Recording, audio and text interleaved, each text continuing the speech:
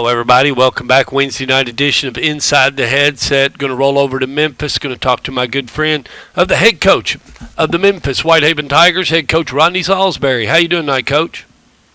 I'm doing fine. How you doing, Stuart? Doing really well.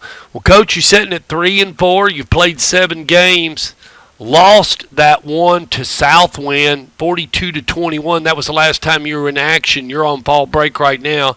Take us back to that Southwind game, and I hate to do that to you, but that's where you are, 42-21. Talked a little bit about Southwind.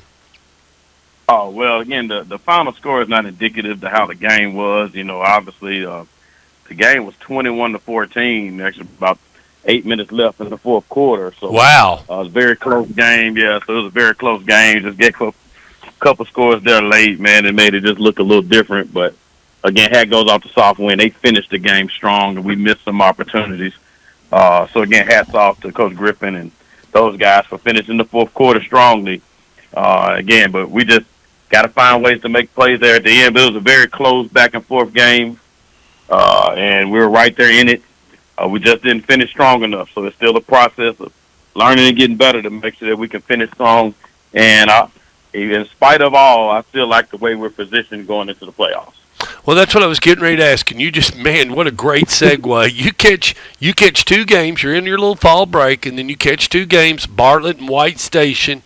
And, you know, I'm listening to you, and I know it's an old adage, but from the way, and you've been coaching a long time, Coach Saulsberry, but the way you're telling me, the way you're coaching, you've yet to put the 4 quarters together. You've yet to see the 2025 Memphis Whitehaven Tigers wound up at what they possibly could be, is what you're saying.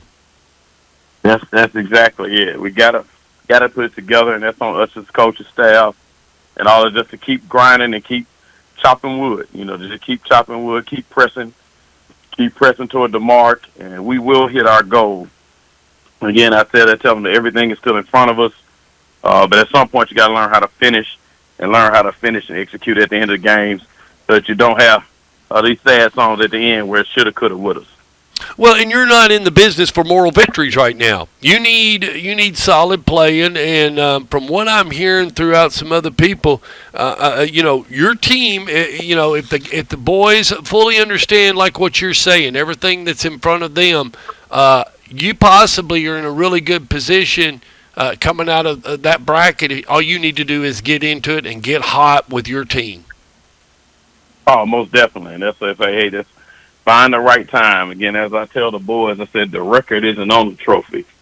So it's about getting hot at the right time and finding yourself at the right time. So understand that even in a loss, you learn, and we have to continue to learn. And these 3 close games that we've lost, very close games that we lost. Even the last, all the losses have been competitive games, and we've learned a lot through them.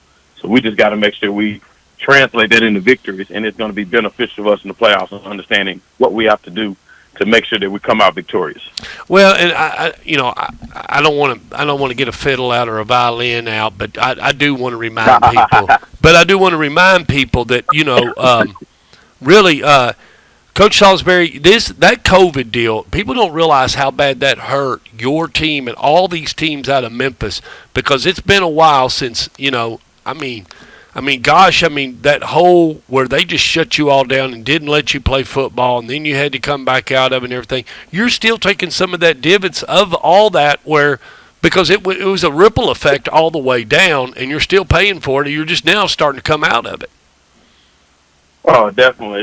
It was definitely had an effect. You didn't know how big of an effect it was going to have, but we're shaking out of it now, and now it's up to us. Again, we say we don't make excuses.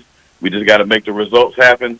So we just got to find a way to get it done. And again, I'm excited about the moving forward and getting it done. Just hate losing games. So trying to balance it out and letting the kids understand that no matter what the result is, you got to make sure that you take care of the process. And again, I just like where we are. But again, through COVID, through all those things, we got to make sure we're covering. Again, now we're just solidifying our roster where the COVID doesn't have an effect any longer. Right. So you're going to get them off, and then you're going to come back and start Monday. I would take it to start prepare for Bartlett next Friday night.